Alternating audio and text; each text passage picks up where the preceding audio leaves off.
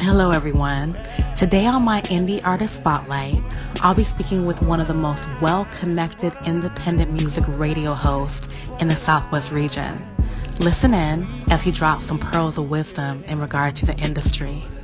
My name is Marcus Kelly. I'm born here in Dallas, Texas, and my music broadcasting program is really based on just helping others here that's trying to get noticed or get some promotion in the music business or entertainment industry as well. I've been working in Dallas here for about 4 years now with this brand that I've created called Illnoise Entertainment, or Illnoise ENT. Okay. And we have a website and an app that you can download and check out more about the company and all the artists that we associate with, that we try to help out, some of the interviews and also some of their music, some of the events that we've hosted, and just, like I said, some of the people abroad that we've got in contact with. Okay. So thank you for explaining that. And I'm always interested in what motivates people to get involved, especially with music. Like, what motivated you to even become interested in music and entertainment? Like, what inspires you and what inspires you now? And has that changed over time? Well, actually, when I was younger, there's a lot of things that inspire me. A lot of the older artists inspire me, like Nat King Cole, Donny Hathaway. It's just some of the older guys that really put their heart into singing. Marvin Gaye, and they just touch people. I like the way that they could touch people with music and with songs. I realized at a young age that you can change the people's emotions or feelings with just a song. It's a song for a time, when someone dies or when a child is born or a happy occasion like a birthday or a holiday or something. So a song can just change the mood of certain situations. So I wanted to utilize that in the way that I helped people as I grew up. Okay, so you were attracted to the sound of like Nat King Cole and Marvin Gaye, that old soulful type of music that makes you feel some type of way. Yeah, well, it just moved my soul. When I heard some of the older singers, the way they expressed themselves with song, and then coming up, and the time I was coming up, it was a lot of hardness going on. And when I was able to look outside of what I was living in and see these guys living their dreams, singing from their hearts about different situations, it kind of helped me to get through the things I was going through and inspired me to want to help others, what I'm talking about. And if not in the same fashion, some kind of fashion, it inspired me to want to help, Okay, to give back to people because of what you've been through yourself. Exactly. Okay, so let's talk about your company. You mentioned Illnoise earlier, and your brand is Illnoise. How did you come about coming up with that name? Because I was looking at your logo, and it's a really neat logo. It's a 6-face with a thermometer, and it's on red, and which I take it means really hot. So are there any hidden messages within that logo? Well, yes. Actually, the logo itself, the thermometer, was actually the downtown ball. It was everybody called Dallas the microphone city, and so the thermometer was supposed to be the ball that sits in the middle of Dallas, and that's a major representation of all of our artists and artistic work down here in Dallas. And we have places like Deep Ellum and West End where you can go and see some of the historic figures and the places that we're performing at now, and other people have performed as well. And so I try to incorporate Dallas in everything I do, Texas as well. The 6-face itself is just for the simple fact the music down here is sick. And I decided to call it Illnoise because I was born on the street in Dallas, Texas, in a town called Oak Cliff. And it's a street called Illinois. It was Illinois and Bonneville. And so down here we're real particular about the streets and neighborhoods that we're from and what we like, where we come from. So I incorporated that into my business. Everyone was always asking me, "You from Illinois? You from Illinois?" Well, I said, "No, I'm not. I would say, no, I'm not from Illinois. The street I was raised on is called Illinois, but I just took the I out and just called it Illnoise because the music is so sick down here, and I wanted to incorporate where I come from with the brand also. That's a really neat story. I'm sure you get asked that all the time because it's so unique, having the symbol and the Illinois. So, okay. I'm sure you get asked that 1,000 times. But so it stands for sick music. Yeah, sick music. There's a lot of talent coming out of Dallas, Texas. I've had the opportunity to speak to a few artists there. And what you were saying about how you have places in Dallas where it's called Microphone City. Yeah. Where a lot of the artists go. Well, that's what we call the whole Dallas area. The Triple D is the Microphone City. And now in downtown where the microphone actually sits, the building actually sits, right down a little ways from it, you have places like the West End and Deep Ellum, the Art District. That's where all the artists here go and perform. And, a lot of different entertainers. You can see them even out on the street playing guitar. You see a lot of people doing graffiti, tattoo artists. It's all kind of art right on one block, Wow. So a lot of different creative people all together in one place. Correct. And it goes on every weekend. So it's just, everybody out here trying to network and, get their brand off the ground and get their music heard and, their artistic, to get an artistic view of what they're doing and get people to listen in and looking in on what's going on in Dallas. Okay, that sounds great. Okay, so you have over 10,000 followers on the Illnoise fan page. So what can your fans find out on the fan page? How will becoming a fan or even subscribing to the updates and getting, messages from the people that are on the fan page, how is it going to benefit people who want to learn more about Illnoise? Well, this is what I set the page up for. The people that actually go onto the page and become a member of the page, when they post their music on the page, I interact with them. If I like their music, and even if I don't like their music, I tell them that they can send the music to illnoiseglobal@gmail.com. I'll put the music on my show and give the people a chance to see if they like the music or not. It's not up to my opinion. If the people like it, I'll put the song in rotation, and they're getting free promotion for the song being played on the radio show. And also, if they want to, they can also call up, get a personal interview, from me or one of the other shows that's on the Illnoise brand. And this is to help them with further in their career. Everyone that comes to my show, when they leave there, they're getting more views, they're getting more information, they're getting further in their career. I also book shows and for the artists down here. We stage events for the artists down here. Everything that I can do to help these artists out is what I do. I'm affiliated with the UGK family and the Trill family and a lot of other artists and labels out here. So I try to give them the hottest artists or associate them with the hottest artists that's out here so they can go ahead and move them to a higher plateau, So that's what we do down here. Okay, yeah, I had a chance to look around. Illnoise Entertainment is a label. But what I started to do is I used to sing and rap and write music and produce. I still do, and I got music out now with different groups and labels. I just wrote a song called What a Life that I have C. Scruggs, Corey Scruggs, one of the Dallas artists, and also Kobe Savage is another Dallas artist that's on it. But I just got Young Bleed, who was on No Limits, who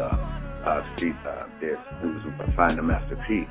He's going to get on the song, and he's also going to put the song on his album, his new album, and use it as on his tour.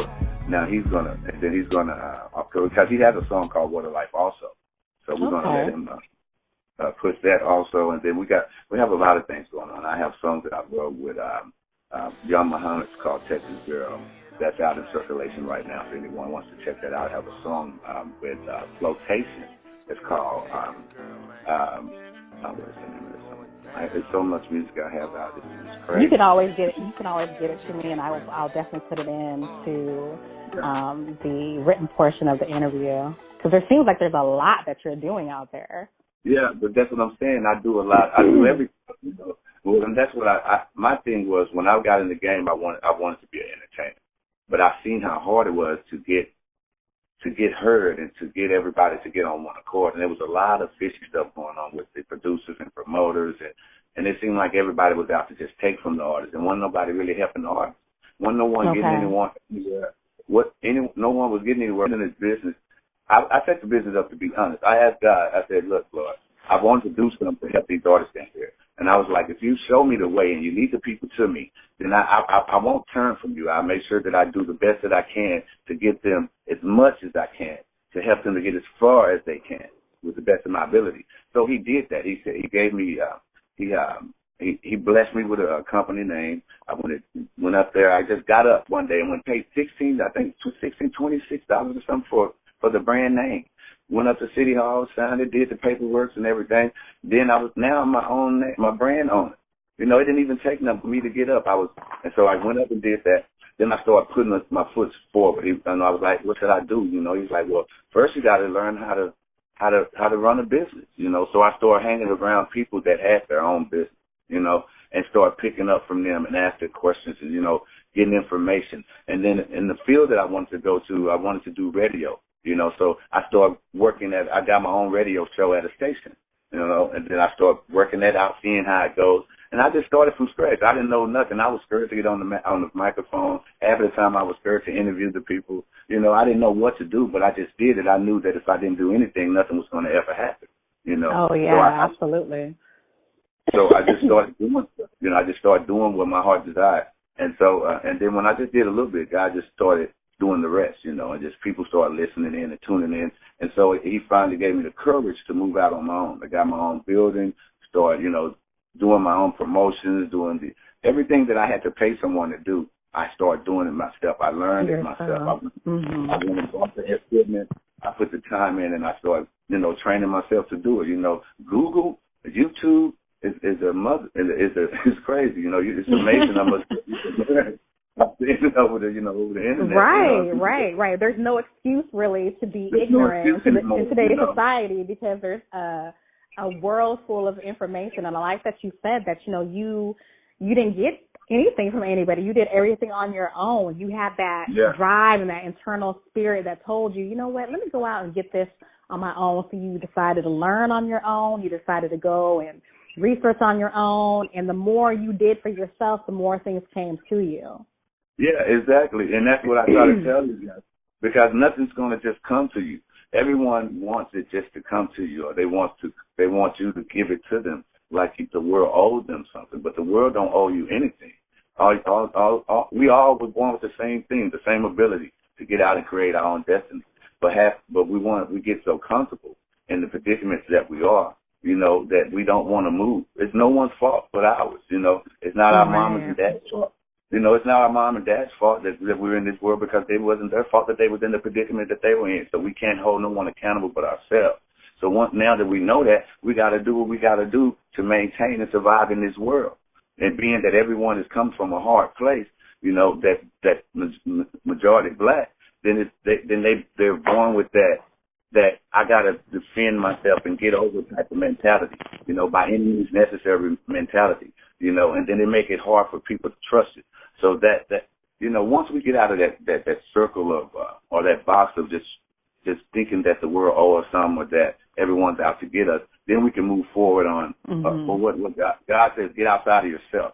Once you stop thinking about yourself, then you can move forward on building your future or obtaining success, because success is not about you, it's about others. The more you help others, the more you get in return. And if you don't help nobody, you're not going to get nothing. And that's the thing. If you're a selfish person and you don't want to give out help, well, business is about helping others. Everybody that you come into contact with, you're helping them in some form or fashion to help to better themselves or to better their brand. So if you're not able to do that, then you're not going to get anywhere, you know?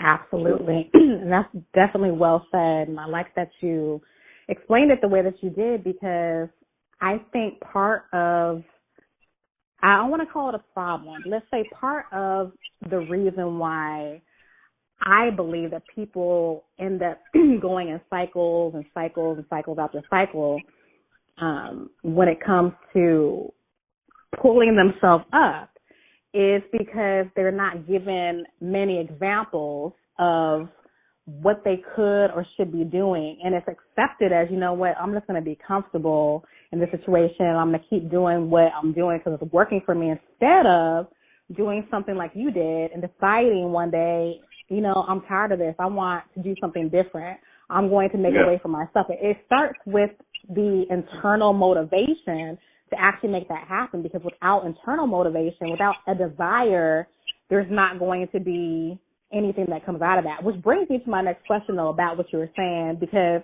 I can tell you're really passionate about bringing to light how you can help people. So what is your biggest pet peeve when it comes to someone wanting to get involved with music?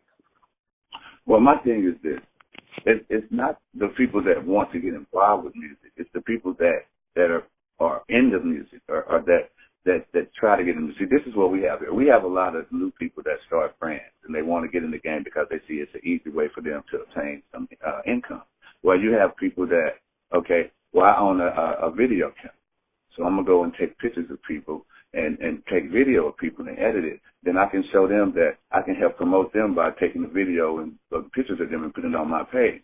Or you have people like, well, I can book a show for you. I got these shows out here, and you guys come out and pay $20, and we'll let you guys perform, you know. But this is the thing about that. The guys with the cameras and the pictures, they're taking pictures of you. They're posting pictures of you on their site. They're getting more promotion from taking pictures with you than you're getting from them taking that picture, you know. And so then you got guys, the guys that's in the clubs that's hosting the shows, they're making money from you. You mean to tell me you're the entertainer and you got to pay to get in the club and pay to perform on the show? You know, what are you getting out of it? It's very backwards, isn't it? Yeah, it's like, it's not, the entertainer is not getting paid. They're not really getting the promotion. It's like only people getting paid are the people that's doing the promoting or hosting the show. And it's backwards, you know. And that it makes it hard for the people like me that's actually out helping the artists, that's going to their shows, buying their tickets, promoting their music for free, bringing them on the radio station, giving them interviews, letting people know who they are, what they're about, what they want people to know about their music, you know, what's their favorite color, you know, where they grew up at, who would you like to perform with? If you could perform with anyone in this, you know, business, you know, what do you want people to get out of your music? What makes you different than these other entertainers out there? You know, it's things that people want to know that will make them want to buy your music. Absolutely. No one wants. You're going to the same club and you're performing in front of the same people. And this is another thing that goes on down here. You have a lot of entertainers that go out and perform at shows, but they're only performing in front of other entertainers. They're performing for the people they're performing to. So no one's there looking at them but the other entertainers, you know. Right. So what are y'all doing? It's wasting time. It's like you're performing for other entertainers who 9 times out of 10 don't even like you, don't even listen to your music. They're only there because they want to shine too. So and basically they're competing with each other anyway. So you can't really be promoted. You can't be promoted by somebody competing with you. You make it a competition when you bring all these artists here and there's nobody out in the crowd but the artists. Now everybody mad at each other, you know. So you have to have. I can imagine.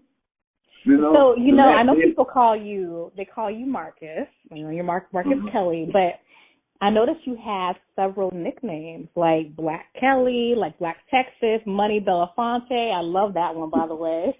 Where did all those nicknames come about? How did they come about? Did somebody give them to you, or did you give them to yourself? Well, I'm a man of many hats, you know, and I've been in this game for a long time. I'm not just an entertainer, and not a lot of people know that about me, you know.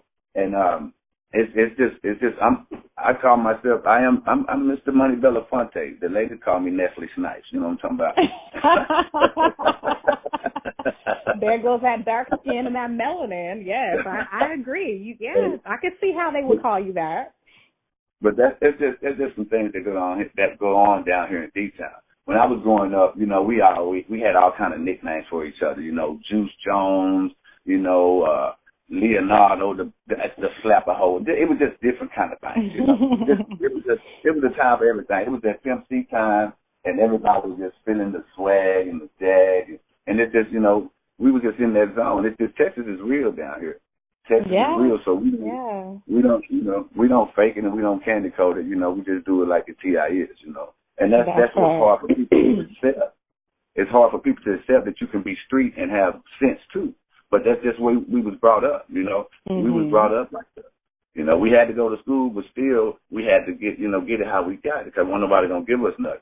And the real G's out here, we struggle enough to know that you just don't. It's certain things you don't do. It's the way that you act in this game, and somebody has to call them out. If I don't do it, ain't nobody gonna do it. So I feel the God put me here to address situations so the fake could be exposed, and the real can go ahead and open some doors. Right, and so that's what you do a lot on your show. The show's called Talking to Texas, and that's part of the Illnoise radio. Because everything I do is called Talking to Texas. What I want to do is be direct and let people wake up to see the fault that they do. Everybody makes mistakes, but I want you to realize the mistakes that you're making and how it's hurting our city and it's hurting the game, and change that. You don't have to come to me and say you sorry, or you don't have to do nothing. Just change the person that you are on the inside so we all can do better. See, if you change yourself, then the surroundings will change, you know?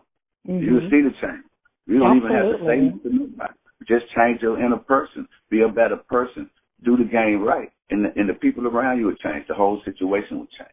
Everybody. Absolutely. And I love that you said that, because when you change the way you look at things, the things that you look at change.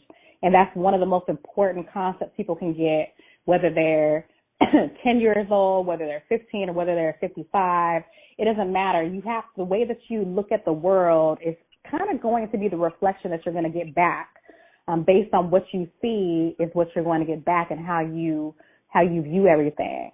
So I like that you said that too. So you talked about how, you see a lot of artists getting together to do shows, but it's a bunch of artists together, like performing for each other. So what advice do you want to give new and upcoming artists, and why is your advice important? Well, my advice is important. It's because I'm an artist also. I was an artist also. I don't want to be an artist anymore. That's why I built this thing that I have now, to sit in the background and be the guy that calls the shot. Because being an artist causes you to lose a major part of your life, because you waste most of your time dodging fake people and getting entwined with people that really don't have the best interest for your outcome.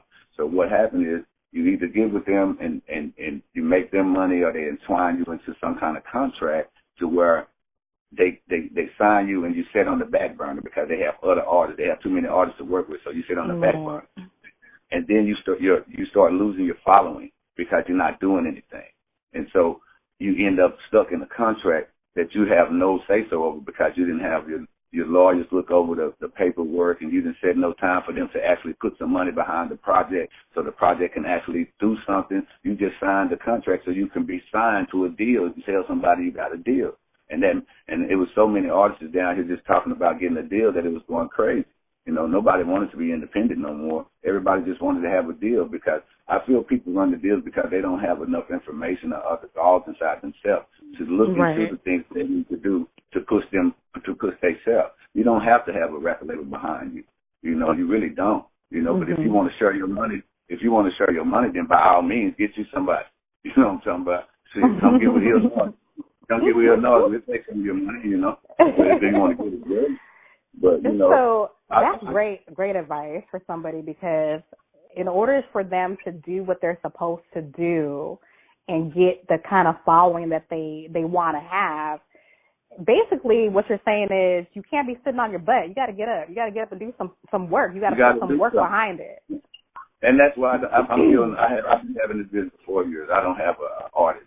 I haven't signed the artist for the simple fact. It's just if I wanted to make some money, I could sign myself. I don't want to take money from nobody, and I don't want to have nobody wasting my time.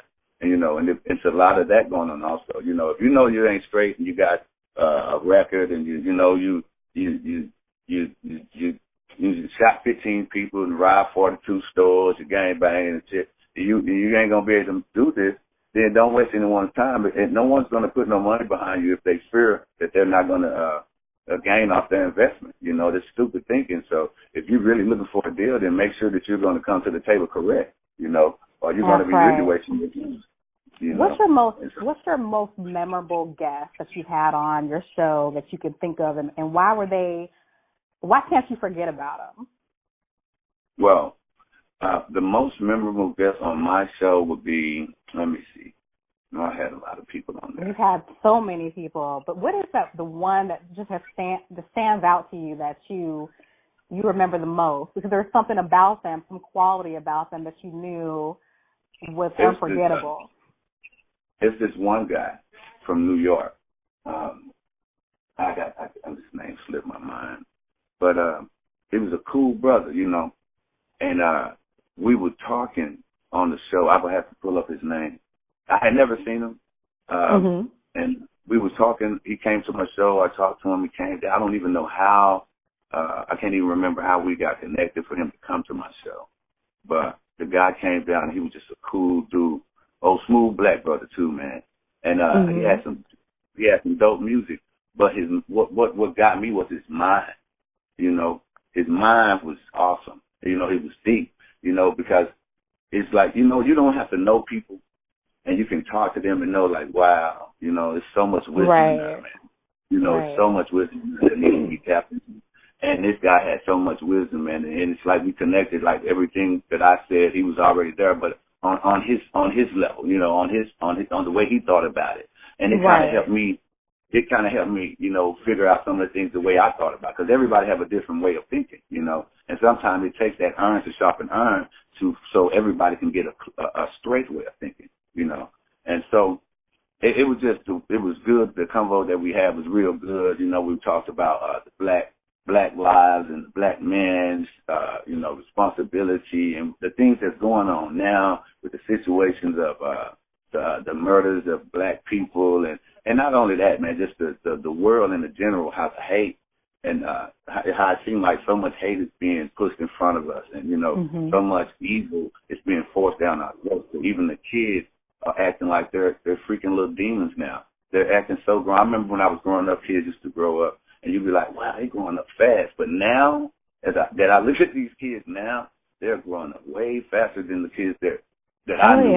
Oh, yeah, definitely. I mean, so this guy that you're talking about, he not only had the talent for music and creativity, but he also was intelligent. And those two things are really important. Intelligence and creativity, you can go so far with just those two things alone, because if you're creative, you're already making a way for yourself because you're constantly thinking about the next big thing for yourself.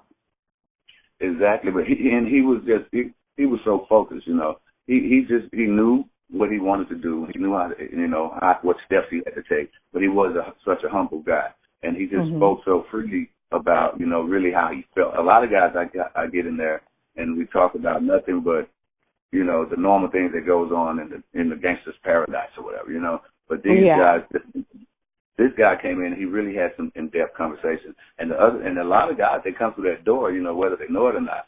They come in, and they're changed.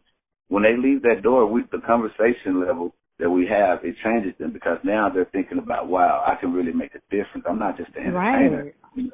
And the things that I say really, it affects people, And so I just try to broaden their horizon and let them know, man, that we are being watched, and then we do make a difference. We do make a difference, but in order for us to make a change, we have to lead by example.